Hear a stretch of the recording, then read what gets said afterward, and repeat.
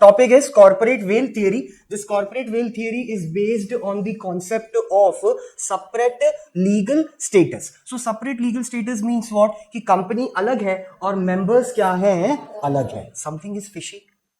हाँ, sure. कुछ हुआ क्या? नहीं ना? Okay, fine. So what is there? कि कंपनी अलग और members क्या हैं? अलग है. So when we say company is different and the members of the company is different, तो members में कौन कौन आएगा? तो members में आएंगे सबसे पहले तुम्हारे BOD, that is who? Board of Directors. ठीक है. उसके बाद members में और कौन आएगा? Shareholders. ठीक है. और members में कौन आ रहा है? Promoter. ये वो लोग हैं जिनका नाम मेंशन किया गया था कंपनी के MOA डॉक्यूमेंट में, नेम क्लॉज में. ठीक है. तो मेंबर्स में कंपनी कौन हो गया? Board of director, shareholders और the promoter of the company. So what the law says, companies law what it says कि कंपनी अलग और उसके जो मेंबर्स हैं वो क्या है? अलग है. तो जो भी लाइबिलिटी कंपनी की है, that liability will go to the company only and the liability of the member will be the liability of the member only. It will not get interchange. Understood. तो कंपनी को नुकसान हुआ है तो members अपना personal asset बेचेगा, ऐसा कहानी ही नहीं है. There is no unlimited liability. The liability is what?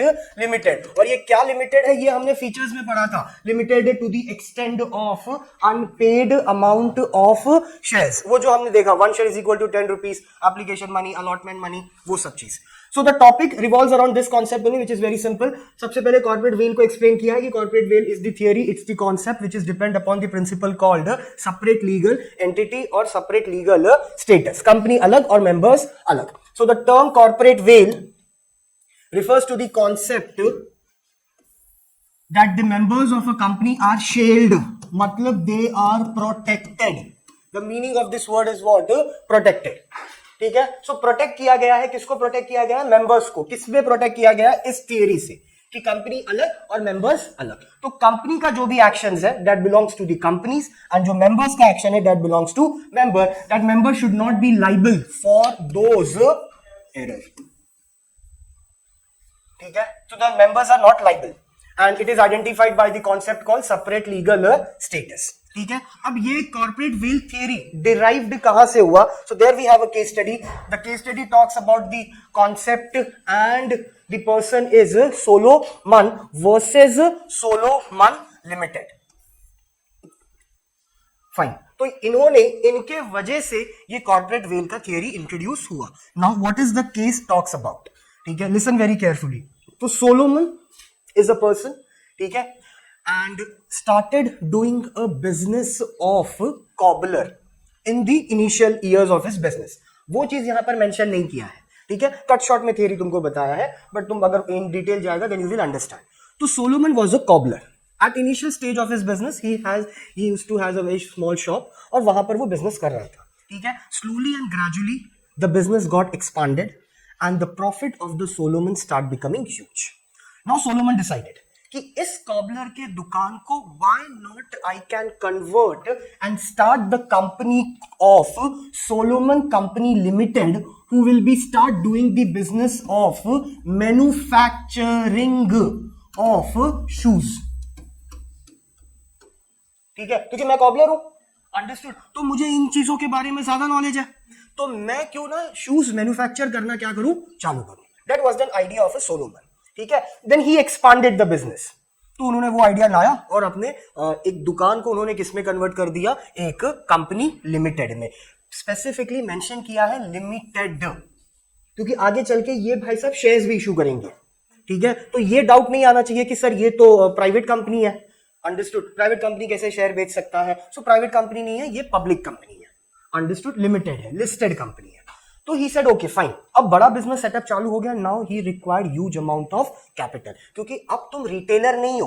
पहले तुम रिटेलर थे, तुम्हारा दुकान था, तो तुम सिर्फ शूज बेच रहे थे. अब तुम मैन्युफैक्चरर बन गए हो, तो तुमको फिर फैक्ट्री चालू करना पड़ेगा. फैक्ट्री में मशीनरी आएगा, फिर मशीनरी पर लोग काम करेंगे, दैट इज लेबर. फिर लेबर को क्या देना पड़ेगा? वेजेस. मशीनरी पर क्या चार्ज होगा? डेप्रिसिएशन. और लैंड पर क्या पे करोगे? Rent. That is what called factors of production. यही होता है ना, फैक्टर ऑफ प्रोडक्शन इकोनॉमिक्स में पढ़ा रहेगा, लैंड लेबर वाला कॉन्सेप्ट. ठीक है. तो अब तुम्हारा बिजनेस माइक्रो से क्या हो गया है? मैक्रो. तो then you required huge amount of capital. तो ही सेड ओके फाइन, अब कैपिटल लाने के लिए first of all he approached by selling his shares into the market. But क्या हुआ, कंपनी का गुडविल उतना स्ट्रांग नहीं था, तो आईपीओ नहीं हो पाया कंपनी का, अंडर सब्सक्रिप्शन हो गया। I believe you know the meaning of under subscription, ठीक है। ओवर सब्सक्रिप्शन कितने पे होगा, 90% पे, तो मिनिमम कितना होना चाहिए, 90%। मिनिमम सब्सक्रिप्शन कितना होना चाहिए, 90%। तो कंपनी ने शेयर इशू करना चालू किया, लेकिन मिनिमम 90% नहीं हुआ, तो कंपनी ने शेयर इशू किया नहीं। अंडर सब्सक्रिप्शन में कंपनी ने बोला फाइन, शेयर इशू नहीं करेंगे। Now company moves to over the borrowed capital. Company कहां पर गया, फाइंड आउट बोरोड कैपिटल। अब बोरोड कैपिटल के लिए कंपनी के पास पहला ऑप्शन था कि go to the bank and ask for the loan. Understood. Then you need to pay interest, ठीक है, समझा। अब तक ये कंपनी में बहुत ज्यादा लोग इन्वॉल्व हो चुके थे। Now the Solomon itself and the family members of Solomon introduced everyone into the business. तो तुम्हारा जो भी मेंबर्स थे कंपनी में, जो भी डायरेक्टर्स थे, जो भी शेयर होल्डर्स कंपनी के थे, वो सब सोलोमन के फैमिली मेंबर्स ही थे, ठीक है। Company becomes a full fledge big company, limited company, जो जिसका आईपीओ हुआ नहीं। कंपनी अप्रोच टू बैंक, लेकिन बैंक ने बोला कि अरे नहीं, आपका आईपीओ नहीं हुआ है, it means you don't have a goodwill in the market. अगर मैं आपको लोन दे दूं और आप मेरे लोन को रीपे नहीं किया, then I will be into the loss side. तो बैंक बोला नहीं, मार्केट एनालिसिस के हिसाब से आपको लोन देना चाहिए नहीं, ऐसा मार्केट बोलता है, क्योंकि आपके कंपनी का क्या नहीं बिका, शेयर क्यों नहीं बिका, अंडर सब्सक्रिप्शन हुआ है, because you don't have a goodwill. तो किसी नॉन रेप्यूटेड कंपनी को लोन देके बैंक खुद फंस जाए, इससे अच्छा बैंक ने बोला हम लोन देंगे नहीं। Then company moves to debentures. Understood. Debenture पता है, ये भी एक बोरोड कैपिटल है। It's like a share, but it's not a share, ठीक है। ये भी स्टॉक एक्सचेंज पे बिकता है, लेकिन ये बोरोड कैपिटल में आता है। ये कंपनी उधारी ले रही है, आपको रिटर्न करना पड़ेगा with interest. Then company goes for debenture. Debenture में कंपनी का लक बैठ गया और कंपनी ने डिबेंचर इशू किया, फटाफट पैसा आना चालू हुआ, कैपिटल आना चालू हुआ, and company started growing and flourishing more and more. Now the time comes when the company needs to pay what? Interest. Understood. Now the time comes where the company needs to pay what? Interest. So as usual, Solomon Company Limited given the interest for 1 year and asked for second year to give me some kind of relief because the profit is not going on.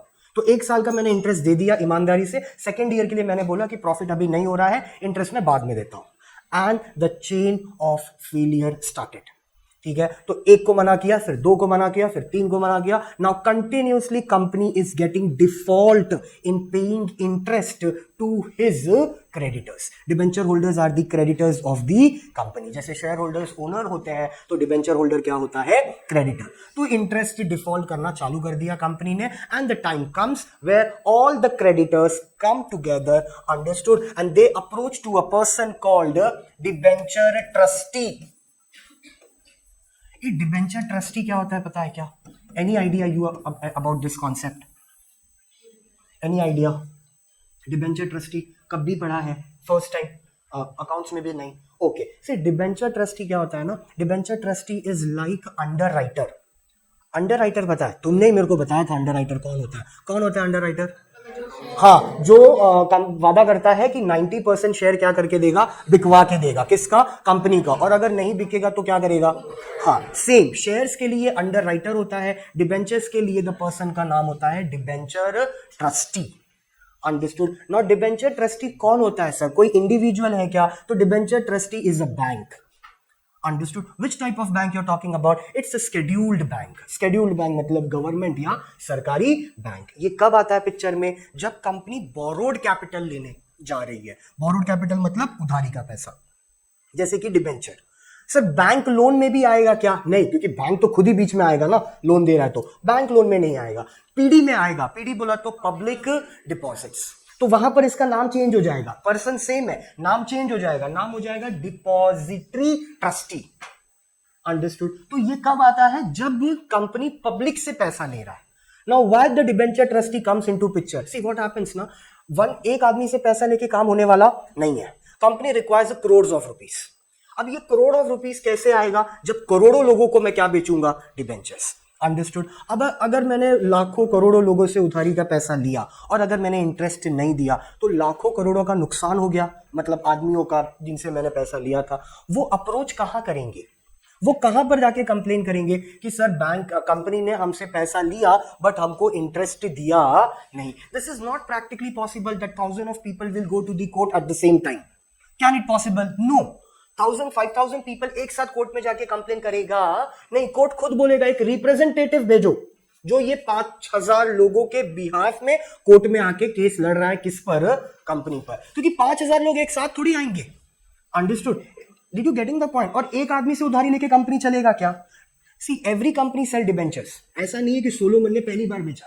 हम share market में क्या हो गया, सिर्फ shares पे हम video देख रहे हैं, यूट्यूबर्स हमको इन्फ्लुएंस कर रहे हैं ओनली शेयर्स बोल के. डिबेंचर के बारे में कोई बता ही नहीं रहा है. Debenture is also the part of income, लेकिन उसमें प्रॉपर इन्वेस्ट करना पड़ेगा और वो शेयर जैसा एक मिनिमम अमाउंट में नहीं आता. Debenture is costly. कॉस्टली मतलब it's really costly. More than 50,000 पर डिबेंचर. क्योंकि 10 रुपए का उधारी कौन लेगा? ट्राई टू अंडरस्टैंड ना. टाटा का एक शेयर का कीमत सपोज 600-700 रुपए है, तो 700 रुपए लेके कंपनी का काम कैसे चलेगा? उधारी का पैसा आदमी कम लेता है या ज्यादा? तो ये लॉजिक है, चाहे वो बैंक से ले या किसी से भी ले. तो डिबेंचर एक्सपेंसिव ना, इसके लोग उस पर बात नहीं करते. इसके लिए हमको ये वर्ड के बारे में समझा नहीं, नहीं तो ये वर्ड बहुत इंपॉर्टेंट है. डिबेंचर के टाइम पर, बोरोड कैपिटल के टाइम पर, this debenture trustee comes into the picture. तो बैंक आता है बीच में. 5000 को रिप्रेजेंट कौन कर रहा है? बैंक. ये बैंक क्यों रिप्रेजेंट कर रहा है सर? क्योंकि पब्लिक ने बैंक्स में ही पैसा पे किया था. जैसे होता है ना 1 शेयर इक्वल टू 10 रुपीज, तो सबसे पहले क्या होगा? एप्लीकेशन मनी 2 रुपया. सेम यहां पर भी है, लेकिन शेयर हट के क्या लिखेंगे? अंडरस्टूड? पक्का? Did you get that point? इसके लिए मैंने स्टार्टिंग में बोला जैसे अंडर राइटर उधर होता है ना, वैसे यहां पर कौन होता है? Debenture trustee. द मकसद, the motive of debenture trustee is to protect the interest of debenture holder.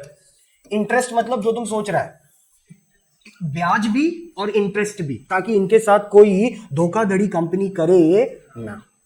Understood? So debenture trustee आया बीच में. डिबेंचर ट्रस्टी कौन है? बैंक है. ठीक है, तो जितने लोग ने भी सोलोमन से पैसा दिया था सोलोमन को, वो सब लोग किसके पास आ गए? Debenture trustee. Now this debenture trustee approaches to the court, that is House of Lords. See ये ना 80s का केस स्टडी है, तो यहां पर कोर्ट वोट नहीं लिखा जा रहा है. इन नाम से ही पता चल जा रहा है कि ब्रिटिशर्स केस स्टडी है ये. ठीक है, तो ये अप्रोच कहां पर किए हैं? House of Lord. House of Lord का मतलब होता है कोर्ट. कोर्ट में जाके अब ये पूरा सेंटेंस रिपीट कर रहे हैं कि क्या क्या हुआ इनके साथ. ये कौन? क्रेडिटर्स. ठीक है, कि ये लोग आए, डिबेंचर इशू किए, पैसा लिए, पहले शेयर्स था, फिर नहीं हुआ, फिर डिबेंचर हुआ, फिर डिबेंचर इशू किया, फिर इनको हमने डिबेंचर दिया, इन्होंने 1 साल तक ब्याज दिया, फिर उसके बाद इन्होंने इंटरेस्ट देना चालू किया नहीं. The court summons and called Solomon into the court. ठीक है, समन मिल गया और सोलोमन आ गया. Now Solomon enters and the case were onto the floor. Everybody started shouting, yelling कि ये गलत है, वो गलत है, ऐसा हुआ, वैसा हुआ, ये हुआ, वो हुआ. Everybody started saying. Now at the end of the day, the lawyer which has been appointed by Solomon, ठीक है, comes with the concept of separate legal entity. तो जब 2-3 दिन केस चला, तो उसके जजमेंट पे जब बात आया कि नहीं, अब सोलोमन को पैसा देना पड़ेगा अपने क्रेडिटर्स को with interest, at that day his lawyer comes into the picture and submit a data of companies act 1956. 2013 नहीं, 1956. अंडरस्टूड? कंपनीज एक्ट 1956, उसके पहले ये केस है. ईयर उसमें लिखा होगा शायद, सोलोमन का ईयर मेंशन किया है क्या? नहीं, तो उसके पहले का केस है ये. तो इंग्लिश लॉ के हिसाब से भी कंपनी का यही कॉन्सेप्ट था, that company has a separate legal status. फिर वही चीज हमने किसमें डाला? 1956 में. वही सेम लॉ, वही फीचर्स. क्या? That company has a separate legal status. ये डॉक्यूमेंट जब सबमिट किया, वहां पर डबल इन्वर्टेड कॉमा में सेकेंड पैराग्राफ में पूरा जजमेंट लिखा है. ठीक है, कि क्या बात रखा गया वहां पर. तो that the point which was put by his lawyer into the court was कि sir, the debenture or the borrowed capital is been taken by the name of the company, not by the name of a person. The first point gets shattered. तो जो जज वहां पर थे, he got shocked that what he is saying, कि loan लिया गया है किसके नाम पर? कंपनी के नाम पर, not from the person, individual person. Individual person कौन हो गया? Solomon. So the loan is been taken by the name of the company. So I request you to give the benefit to my client that he is different from his company. Why? Because company itself a person, company itself a artificial legal person. Features में हमने पढ़ा था company can enter into a contract by its own name, company can take a money or a loan from a bank by its own name. Understood. जब bye its own name पे ले रहा है तो कंपनी ने loan लिया है, not the Solomon. और ये सब जो क्रेडिटर्स हैं they are dragging the Solomon into the case, stating that Solomon is not giving the interest to the people. But it is not like that, sir. Interest would be given by the company, not by the Solomon or by the person. Then the judge say कि ये concept कहाँ पर mention किया है. Then he shows the features of a company of English law, जहाँ पर लिखा था that company is an artificial person and company has a separate legal entity. उस दिन से the theory comes into the picture that company is different and members are different. तो that is why I told you that Solomon का case study बहुत famous है for separate legal entity या separate legal status के लिए. तब से Solomon को ये मिल गया, बेल मिल गया. सोलोमन बोला ठीक है हम पैसा नहीं देंगे, पैसा कौन देगा? Company. Understood. Now this feature started getting long till 1956. After 1956 also the features becomes the same कि company अलग और member अलग. That gives the basic motive to big company to do a fraud in the name of the company. फिर उसके बाद जो case studies तुम्हारे पास है वो किंगफिशर का ले लो तुम, ठीक है, या फिर तुम उसके बाद में you can take example of Subrato Roy, Sahara. ठीक है, सहारा ने तो डिबेंचर नहीं किया था, सहारा इशूड पब्लिक डिपॉजिट्स. ठीक है, कि आपका डिपॉजिट मैं अपने पास रखता हूं और इसको मैं रिटर्न दूंगा. जैसे अपना एफडी होता है कि एफडी हमारे पास जमा करो, आपको 1 साल के बाद उसमें थोड़ा सा पैसा और ऐड करके मैं आपको दे दूंगा. तो फिर एक को दिया तो दूसरे से लेके तीसरे को दिया, तीसरे से लेके चौथे को, द चेन कंटिन्यूस. ठीक है, तो ये सब चलता रहा क्योंकि देखो ना at the end of the day still asset ले लिया गया. जैसे सुब्रतो रॉय का एसेट्स लेके बेच दिए, किंगफिशर का भी चलो एसेट्स लेके बेच दिया गया, but still people are roaming ना, they are not behind the bars. तो सुब्रतो रॉय तो चलो गॉट डेड, तो उनकी कहानी छोड़ो, बट विजय माल्या, ठीक है, you talk about Nirav Modi भी है. ठीक है, जो बैंक से लोन लिए हैं, लोन किस लिए लिया है? For the business. ठीक है, उसका तो बहुत अच्छा केस स्टडी है. ज्वेलरी मार्केट में, डायमंड मार्केट में था वो. ठीक है, और नेकलेस ये वो सब चीज में, तो स्टिल नुकसान हुआ, पैसा लिया, रिपे नहीं किया, केस हुआ, लेकिन भाई सब बाहर है. अंडरस्टूड. एसेट बेच के पैसा दिया जा रहा है, ठीक है, बट उस पर्सन का क्या? The person is protected ना under this shield of what? Corporate veil. तो कॉन्सेप्ट यही है कॉर्पोरेट वेल का कि यहां पर हम मेंबर्स को अलग रखते हैं और कंपनी को क्या रखते हैं? अलग. Simple as that. Understood. Did you get that point? बोल बेटा क्या हुआ? कुछ है क्या? नहीं?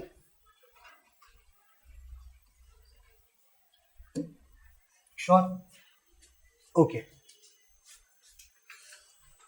फाइन. सी यहां पर भी मेंशन किया सेम चीज पैराग्राफ में. It clearly stated or established the same concept that the company has its own existence and as a result a shareholder cannot be held liable for any of the act of the company even though he holds virtually the entire share capital. पूरा का पूरा पैसा मेरा लगा है, company I have started, I am the promoter, I came with an idea, पूरा पैसा मेरा इन्वॉल्व है, फिर भी I am the owner, share holder of the company, but still the act of the company, उसके एक्ट में I am not liable. Who the hell I am? Share holder. ठीक है, simple as that. So the whole law of corporation is in fact based on this theory of separate legal entity. Now the next part talks about lifting the veil of corporate theory. ठीक है, lifting the veil. यहां पर अब क्या है मालूम है? lifting और piercing if you say. तो कंपनी ने इसको एज अ डेविल जैसा ट्रीट किया इस थियरी को. Corporate veil, if you talk about well ना, तो something which is very dark, मतलब अगर तुम उसका डिक्शनरी मीनिंग निकालने जाओ कि वेल क्या है, तो something which is very dark and something which is not is good for the people neither for the society.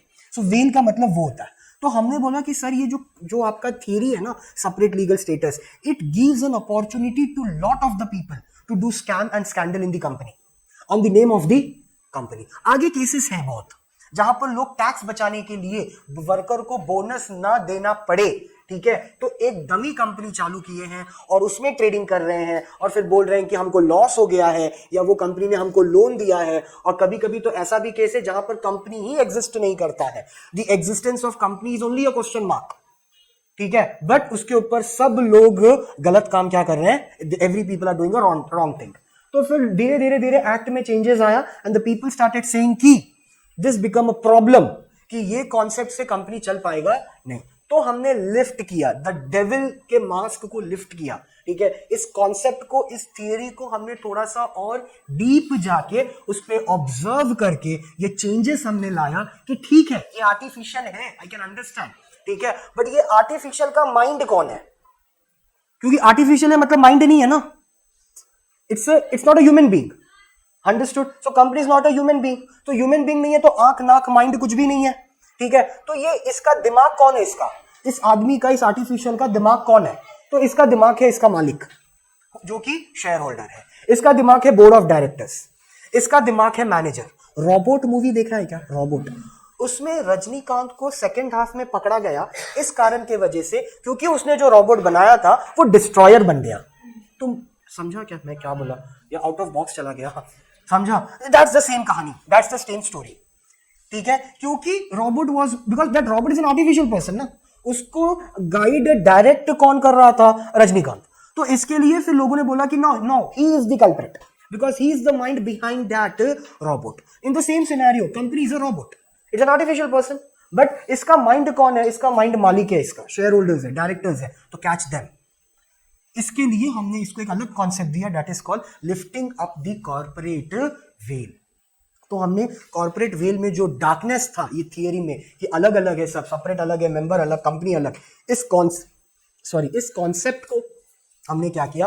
Remove किया। हमने बोला नहीं सही है, सेपरेट है, आर्टिफिशियल है, लीगल है, सब कुछ सही है, बट अगर तुम ही बोल रहे हो कि आर्टिफिशियल है तो आर्टिफिशियल के पास दिमाग कहां से होगा? कंपनी को कैसे समझेगा कि मेरे को बैंक से लोन लेना है और फिर इंटरेस्ट नहीं देना है? ये तो तुमने किया होगा ना, ये तुम किया होगा, कंपनी कर सकता। अपने ही बात में फंस गए लोग, जिसको तुम बोल रहे थे ना ये आर्टिफिशियल है, ये अलग है और मैं क्या हूं, हाँ, उसी को उसने बात को पकड़ा कि अलग अलग है, ठीक है, समझा, अलग है, ये अलग है, ये अलग है, लेकिन तू ही बोलता है ये आर्टिफिशियल है, तुम्हारा ही लॉ बोलता है कि कंपनी क्या है? आर्टिफिशियल है, तो आर्टिफिशियल को तो ब्रेन होगा नहीं, लेकिन स्कैम तो हुआ है, स्कैंडल तो हुआ है, फ्रॉड तो हुआ है, तो कंपनी के नाम पे हुआ, ठीक है, लेकिन कंपनी को आइडिया दिया किसने? तुमने। तो कंपनी का माइंड कौन है? तुम। मैं। अंडरस्टूड? सर मैं कैसे हुआ? क्योंकि इस आर्टिफिशियल का मालिक कौन है? Share holder, owner, then who will be arrested? Owner. Now this concept comes and lifting up a corporate veil हुआ। Now people feel happy कि हाँ अगर कोई भी कंपनी के नाम पर फ्रॉड कर रहा है तो कंपनी का जो ओनर है उसको हम क्या करेंगे? Catch. Understood? This is what called lifting up a corporate veil. So before going to this question, one should try to understand the meaning of this phrase lifting the veil. It means looking behind the company as a legal person. Company के बारे में सोचने का है, ठीक है, कि company legal person है, disregarding the corporate entity and paying regard the realities behind the legal fade, where the court ignores the company and concern themselves directly with the members, ठीक है, or managers. The corporate veil may be said to have been lifted. Now when the corporate veil will be lifted, तो ये तुम्हारा first point है जो मैं features के बारे में बोल रहा था, lifting up a corporate veil. कब हम ये पकड़ेंगे, कब हम ये बताएंगे कि कंपनी गलत नहीं किया, उसका मेंबर क्या कर रहा है? गलत। Understood? So the first case what we have is called to determine the character of the company, ठीक है। So what does this sentence say? Company का कैरेक्टर मतलब कंपनी क्या है, फॉर वॉट पर्पज। यहां पर कैरेक्टर का मतलब we are not talking about the behaviour of the company, we are talking about the purpose of the company. So character of the company का मतलब होता है पर्पस, मोटिव, कंपनी किस नाम से चालू हुआ, कंपनी किस मकसद से चालू हुआ, ठीक है, कंपनी का मोटिव क्या है और कंपनी क्या कर रहा था, जिसके लिए we have a case study, ठीक है। The case study is between the person called Daimler cooperative Daimler company limited versus Continental tyre and rubber company, ठीक है। नाउ इसमें ये वाला पॉइंट मेंशन होगा कि कंपनी में what it happens. So first of all read that case.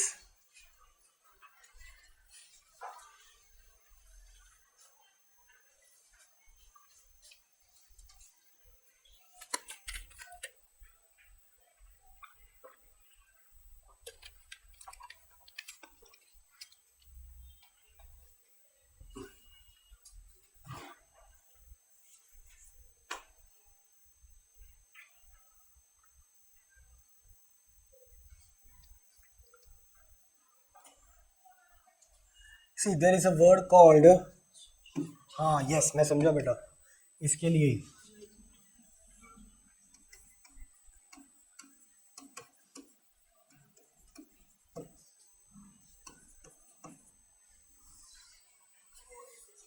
हाँ LOSS,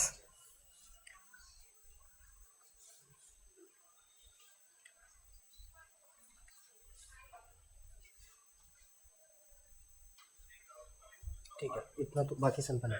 okay, see what the case, समझा कुछ क्या हुआ है, ठीक है। क्या कंपनी क्या है, कंपनी ने क्या किया, कुछ भी रैंडमली जो भी तुमको समझ में आया हो, इसलिए मतलब रीड का मतलब होता है धीरे धीरे पढ़ो, देन यू विल अंडरस्टैंड। क्या कंपनी कुछ गलत काम कर रहा था क्या, या क्या कंपनी किसी एनिमी कंट्री के साथ ट्रांजैक्शन कर रहा था क्या, या कंपनी खुद कंट्रोल हो रहा था बाय एनिमी कंट्री, हाँ ठीक है। Now see this is an adjective.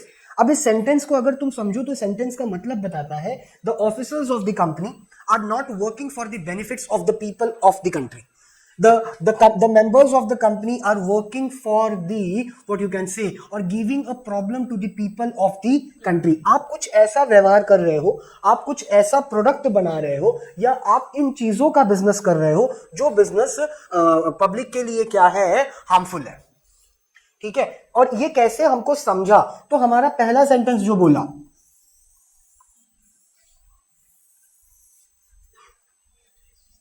Should be लिखा है या शुड नॉट लिखा है, नॉट मेंशन किया है ना, शुड को जाने दो, नॉट मेंशन किया है ना। जियोपैडी का मतलब क्या होता है, आप कोई ऐसा काम कर रहे हो, you are doing such kind of act which is danger और इट गिव्स हार्म और it gives loss to the people, ठीक है। ऐसा अगर कंपनी कोई काम कर रहा है, ठीक है, और तुम बोलो कि नहीं सर गलत काम तो कंपनी कर रहे हैं, मैं नहीं कर रहा हूं, there is some kind of product which cannot be sell into the market, ठीक है, तो मैं कुछ वैसा प्रोडक्ट बना के बेच रहा हूं, I am doing an illegal business of arms and ammunitions, ठीक है, I am doing a illegal business of drugs in the name of the company, in the name of the company, ठीक है। And that company is a dummy company, dummy company मतलब उसका existence नहीं है, company is just on the paper, not on reality, understood? And the company has been controlled, managed by some kind of people who are not good for us as a country। ये मैंने इसमें add किया क्योंकि वहां पर enemy भी लिखा है ना, सिर्फ फ्रेंड ही नहीं लिखा है, एनिमी भी है, एनिमी कंट्री भी मेंशन किया है। तो एनिमी कंट्री का मतलब क्या हो गया, आपका बिजनेस इंडिया में है लेकिन आप काम कर रहे हो किसी चाइना की कंपनी के लिए, और चाइनीज गवर्नमेंट से और हमारा इस समय क्या चल रहा है, cross. So that China becomes an enemy country for us because we are not doing any kind of transaction with the Chinese or the China government. Vice versa. For them also we are the alien country or enemy country. For us also they are what, alien or enemy country. It's like Israel and हाँ ठीक है, Ukraine Israel, ठीक है, Russia Ukraine है, Israel Palestine, हाँ that also can be there, ठीक है। तो ऐसे कंट्री तुम्हारे शायद कंपनी के मेंबर्स को कंट्रोल कर रही है।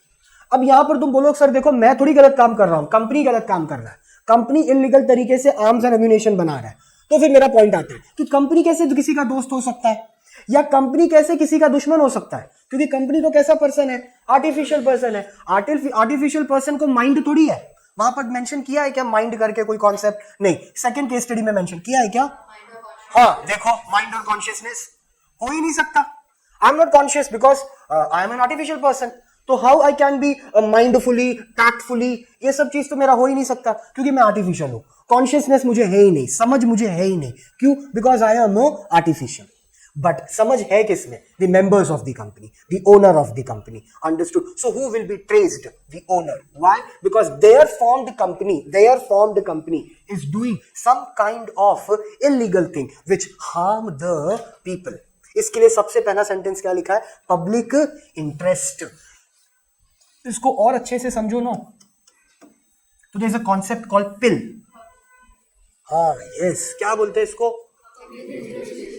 Public interest litigation. Very good. What does it mean apart from full form?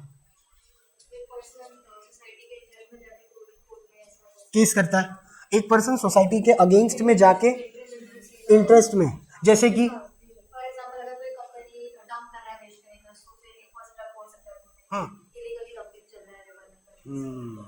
इससे क्या, इससे उस आदमी को ही सिर्फ बेनिफिट मिल रहा है क्या? पूरे समाज को। That is why it is called public. तो ये एग्जांपल, या जैसे तुम सपोज कि अब देखो पिल हर जगह पर नहीं होता, ये भी इंपॉर्टेंट है, ठीक है? पिल हर जगह पर एप्लीकेबल नहीं होगा। जैसे फॉर एग्जांपल ना, गणपति का फेस्टिवल चल रहा है, ठीक है, and DJ is on full swing, understood, and you have your 12th board बीके paper on the first day, understood, and तुम्हारे बिल्डिंग के नीचे के मंडप में डीजे फुल वॉल्यूम में है, and now you are getting disturbed with your family members because they are not allowing you to go, ठीक है? पढ़ाई से हमको डिस्टर्ब नहीं हो रहा है, हमको हमारे फैमिली मेंबर से डिस्टर्ब हो रहे हैं, understood? So now you are getting disturbed, you are not being getting focused, तो तुम जाके केस कर दिया पुलिस स्टेशन में, क्या बोल के कि मेरे बिल्डिंग के मंडप में बहुत जोर से क्या बजा रहे हैं, डीजे, जिसके वजह से मुझे क्या हो रहा है, problem. So what will the police will say? Okay, ठीक है, घर जाओ, अंडरस्टूड? सो कुछ नहीं हो सकता क्योंकि एक इंडिविजुअल केस पे तो मैं पूरे मंडप को तो बंद नहीं कर सकता ना, मैं I can not close the festival, understood? लेकिन इसी केस को अगर 100 लोग जाके बोले, now the court and the police station will need to take an action on this because now it will come under the category of now this 100 people, 100% becomes a public. Now they are not an individual, now they become public. Public बोला तो group of many people. आपके किसी act के वजह से the whole society, the whole public is getting affected. Now public retaliate कर रही है, तुम पर केस कर रही है, या क्या बोल के? पिल, कि हमारा इंटरेस्ट को ये आदमी क्या कर रहा है, खराब, ठीक है? That is why I am suing on this company, that is called PIL. तो इसमें पिल आ गया, पब्लिक का इंटरेस्ट हराम हुआ, पब्लिक का इंटरेस्ट मिला नहीं, ठीक है? हार्म हुआ, नुकसान हुआ, anything happen, all the society, all the public, in fact the country get affected.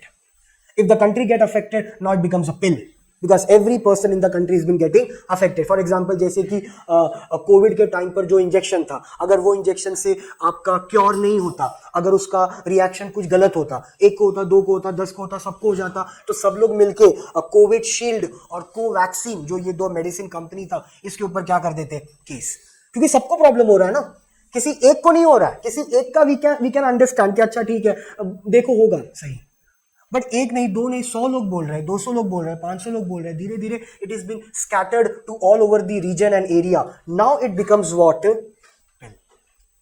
Understood? तो कंपनी कुछ ऐसा काम कर रहा है जिससे एक को अफेक्ट नहीं हो रहा है, बहुत लोगों को अफेक्ट हो रहा है। Now the company will be under the trace of this, कि नहीं कंपनी नहीं कर रहा है, कंपनी तो कर रहा है ठीक है, बट उसके दिमाग, उसका माइंड, उसका हैंड्स कौन हो, द ओनर है। Now they will be under police custody, the owner और the director of the company. तो ये हमारा पहला पॉइंट है which talks about the character of the company, कि कंपनी किस पर्पस से आया था और कंपनी क्या मोटिव से आया था, कि प्रॉफिट दूंगा, समाज को सेवा करूंगा, गलत प्रोडक्ट नहीं बनाऊंगा, प्रॉफिट अर्न करूंगा in a systematic way, not in a illegal manner but in a legal manner. ये सब तुम्हारा मोटिव था, गोल था, बट तुम जब कंपनी बिजनेस करने को आया तो कंपनी बिजनेस क्या कर रहा है, अलग, जिसके वजह से पब्लिक का इंटरेस्ट जियोपैडी हो रहा है, that is what called harm हो रहा है, नुकसान पहुंच रहा है, तो हमने कंपनी पर क्या कर दिया, केस। अब कंपनी ये नहीं बोल सकता कि कंपनी अलग और मेंबर पर अलग, क्योंकि उसमें हमने कॉन्सेप्ट डाल दिया है कि कंपनी आर्टिफिशियल है but he doesn't have a mind,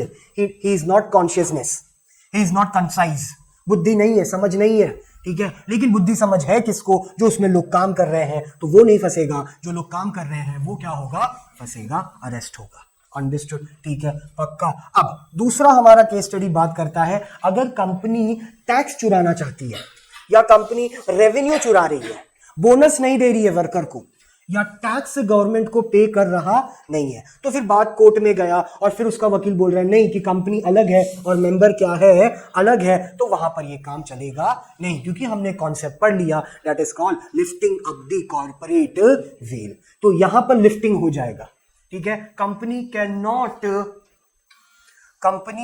not make himself see that कि मेरे पर मेरा मतलब कंपनी अलग है और मेंबर्स क्या है, अलग हैं, that can not be the scenario. Okay, that is what the point says in certain matters, जहां पर law of taxes and duty year और क्या होता है, प्रीवियस ईयर। तो असेसमेंट ईयर बोला तो आप किस साल में टैक्स पे कर रहे हो, सो 23-24 का आप पे कब करोगे, हाँ 24, तो असेसमेंट ईयर आपका क्या होगा, ये साल। असेस ये साल होगा या प्रीवियस, पक्का सोच के बताओ। असेस मतलब होता है टू चेक, सो अगर आप टैक्स पे कर रहे हो तो आप अपना इनकम ये साल का चेक करोगे या प्रीवियस ईयर का, हाँ अंडरस्टूड, वापस समझा। करंट ईयर बोला तो जो चल रहा है, करंट ईयर में आप पे कर रहे हो, आपने जो इनकम कमाया था प्रीवियस ईयर में, अंडरस्टूड। तो असेसमेंट ईयर समझ में आया क्या होता है, तो असेसी मतलब अ पर्सन, ठीक है, अंडरस्टूड, ओके। केस स्टडी समझ गया। तो फिर वहां पर हमने बोला कि नहीं, चोरी आपने की है, आपको टैक्स नहीं पे करना था, आप कंपनी पर ब्लेम कर सकते नहीं हो, why, because company again same artificial person है, does not have a mind, the company is not conscious, ठीक है। Now you are responsible for any of the sham और fraud is happening in the company. Simple case study था, ठीक है। So to protect himself he has opened another company, और उसका फिर black को व्हाइट किया, शेयर परचेस करके फिर वापस वो पैसा ले लिया, क्या बोल के, एज अ लोन, तो वो पैसा वापस क्या हो गया, लोन हो गया, now it becomes again what, white money, ठीक है। चलो नेक्स्ट पॉइंट क्या है, टू अवॉइड लीगल ऑब्लिगेशन। जो लीगल चीज है आपको देना चाहिए, आपको देना पड़ेगा, being as the owner of the company you need to give a salary to your employ, you can not deny it. कभी सोचा है ना, सी हम हमेशा बोलते हैं कि कंपनी को अगर प्रॉफिट कमाना है तो गोल्डन रूल्स कंपनी के पास दो होता है, you go to any of the university in your entire life, ठीक है, कहीं पर भी चले जाना, यही दो कॉन्सेप्ट सेम होगा, that company has only two option to increase the profit. First, the company can increase the price of the product, and second, the company can reduce its own cost. यही दो thumb rule है, principal है। मैं product का price हमेशा बढ़ा दूं, that can not be a good solution for me every time, because I am into the market of Indian customers, जहां पर उनको ज्यादा प्राइस चाहिए नहीं, so I can not come with that idea कि अगर प्रॉफिट कमाना है तो I can increase the price of my product. I need to choose an alternative option, that is what the second one is. Second one क्या है, अपने खर्चे को कम करो। Now imagine salary comes under the category of P and L, it comes on debit side, ठीक है। तो salary is an expenditure, not yours, company, तो कंपनी क्यों देता है, फिर ना दे, अपने खर्चे को बचाने के लिए अपने एम्प्लॉय को क्या ना दे, सैलरी, तो खर्चा बच जाएगा ना, खर्चा बच जाएगा तो प्रॉफिट क्या होगा। बट कंपनी ऐसा करता है क्या, नहीं, because to give a salary to the employ is your legal responsibility, your accountability, it's a legal obligation to give salary. Sir वो तो एक्सपेंडिचर है, but still you have to give it. अब ऐसा देखा जाए तो tax given to government, it is again an expenditure, ठीक है। पीएनएल टैक्स हमेशा पीएनएल के डेबिट साइड आता है कंपनी के, ठीक है, क्यों, क्योंकि वो खर्चा है किसके लिए, हाँ, वो गवर्नमेंट के लिए इनकम है, जैसे सैलरी हमारे लिए इनकम है, बट कंपनी के लिए सैलरी क्या है, हाँ, तो फिर कंपनी नहीं देना चाहिए, अपना खर्चा कम करो। बट ऐसा तो नहीं कर सकता कंपनी ना, अगर कंपनी टैक्स नहीं देगा मतलब company is violating legal obligation, contravenes against legal obligation. तो पगार देना, टैक्स देना, ठीक है, understood, to give bonus to the employees और the worker, it all it's your legal obligation. अब इन चीजों से बचने के लिए, ताकि सैलरी ना देना पड़े, लॉस दिखा दो, बोनस नहीं देना पड़े, लॉस दिखा दो, टैक्स नहीं देना पड़े, इनकम क्या कर दो, इनकम क्या कर दो, कम, या अपने ऊपर बहुत सारा लोन दिखा दो ताकि गवर्नमेंट खुद बोले कि नहीं यार ये आदमी तो क्या पे कर रहा है, इंटरेस्ट, क्योंकि इसने लोन लिया है. जैसे the people who purchase a flat ना एंड नीड टू पे एन इंटरेस्ट EMI, तो अपने इनकम में ना वो ये चीज मेंशन करते हैं. ठीक है, जब भी तुम ITR with the grace of God, जब तुम बहुत जल्दी ITR अपना फाइल करना चालू करेगा ना, then you will understand this game. हम दिखाते हैं खर्चा, हम इंश्योरेंस भर रहे हैं, हम स्टार हेल्थ इंश्योरेंस भर रहे हैं, हम प्रीमियम भर रहे हैं, हमारा देखो क्रेडिट कार्ड नेगेटिव में जा रहा है, अंडरस्टूड, हमारे पर घर का बहुत बड़ा क्या है, ये लोन है, EMI है. ये सब दिखाने से हमारा इनकम क्या हो जाएगा, कम. अगर हमारा इनकम कम होगा तो हमारा IT भी क्या होगा, that is called income tax return. ऐसा लोग समझते हैं, अंडरस्टूड. ऐसा वो लोग समझते हैं जो नॉन CA होते हैं, लेकिन जो CA होते हैं उनको पता है, अंडरस्टूड, कि ये सब वेपन्स है पब्लिक का खुद को प्रोटेक्ट करने के लिए और टैक्स भरने के लिए. But they know. इसके लिए ऐसा कहा जाता है कि एक बार डॉक्यूमेंट अगर CA के सामने रख दिया, that document is naked for CA. उसको सब पता है कौन कहां पर पैसा बचा रहा है, कौन कितना ज्यादा बचा रहा है, मतलब किसका TDS कटा है, किसका TDS नहीं कटा है, किसको कितना PF मिल रहा है, किसका कितना सैलरी है, पॉइंट के बाद भी वो भी उसको पता चल जाएगा. अंडरस्टूड. इसलिए जब टैक्स रिटर्न आदमी फाइल करने जाता है ना, तो दोस्तों को साथ में नहीं लेके जाता कभी, क्योंकि हाँ, they will come to know what shit is happening in my professional life. कौन कितना कमा रहा है वो तुरंत पता चल जाता है, और ये सब बचा नहीं सकते. इसके लिए मैंने बोला ऐसा लोग सोचते हैं जो नॉन CA होते हैं कि ये भी दिखा दो, वो भी दिखा दो, ताकि इनकम क्या हो जाएगा, कम. और वो जो यहाँ पर इनकम कमिश्नर बैठा है CA करके और 10 साल का एक्सपीरियंस लिया है, वो बेवकूफ है. मतलब उसको नहीं पता, वो ह्यूमन बीइंग नहीं है, उसका माइंड नहीं है, वो कॉन्शियस नहीं है. अंडरस्टूड. उसको सब पता है. इसलिए गवर्नमेंट कहीं से भी तुमको छोड़ता नहीं है, चाहे वो TDS में हो, चाहे वो PF में हो, चाहे वो GST में हो, चाहे किस में भी हो, वो टैक्स चार्ज करेगा. अगर उसको पता चला तो वो पता चल ही जाता है. ठीक है, did you get that point. तो अगर कोई ऐसा चीज आप कर रहे हो जो कि लीगल ऑब्लिगेशन के खिलाफ है, आपको सैलरी देना चाहिए बट आप दे नहीं रहे हो और लॉस दिखा रहे हो, फिर CA का रेड पड़ा और फिर समझ में आया कि कंपनी लॉस में नहीं है, कंपनी किस में है, प्रॉफिट में. Just company wants to avoid his legal obligation, जो इसकी लीगल ड्यूटी थी उससे बचने के लिए ये सब सीन ये कर रहा था. Now the member, the share holder, the owner will be in the custody, not the company. Understood. Did you understand the point. ठीक है, चलो केस